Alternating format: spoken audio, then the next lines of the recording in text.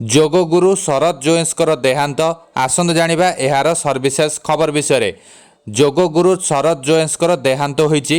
ଶରତ Joyce ନିଜ ଶିଷ୍ୟମାନଙ୍କୁ ଯୋଗ ଶିକ୍ଷା ଦେବା ପାଇଁ ଅକ୍ଟୋବରରେ ଆମେରିକା ଯାଇଥିଲେ।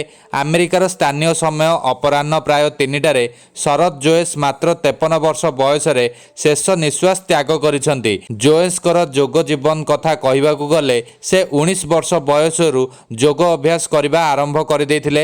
ଶରତ ଜୋଏସ୍ 1971 ମସିହା ସେପ୍ଟେମ୍ବର 29 ତାରିଖରେ ମୈଶୂରରେ ଜନ୍ମଗ୍ରହଣ କରିଥିଲେ। ସେ ଇଲେକ୍ଟ୍ରୋନିକ୍ସରେ ଡିପ୍ଲୋମା କରିଛନ୍ତି। ଶରତ ମାତ୍ର 19 ବର୍ଷ ବୟସରେ ତାଙ୍କ ଜେଜେବାପା ପଟ୍ଟାଭି ଜୋଏସ୍ଙ୍କ ଠାରୁ ଯୋଗ ଶିକ୍ଷା ଆରମ୍ଭ କରିଦେଇଥିଲେ। 2009ରେ ଜେଜେବାପାଙ୍କର ଦେହାନ୍ତ ପରେ ଯୋଗ କେନ୍ଦ୍ରରେ ଥିବା ଛାତ୍ରମାନଙ୍କୁ ଶରତ ଯୋଗ ଶିକ୍ଷା ଦେବା ଆରମ୍ଭ କରିଥିଲେ। ଜୋଏସ୍ ଗତ ମାସରେ ମୈଶୂରରୁ ଆମେରିକା ଯାଇ ତାଙ୍କ ଶିଷ୍ୟମାନଙ୍କୁ ଯୋଗ ଶିକ୍ଷା ଦେଉଥିଲେ। ଆମେରିକାରେ ହିଁ ଶରତଙ୍କର ଦେହାନ୍ତ ହୋଇଛି।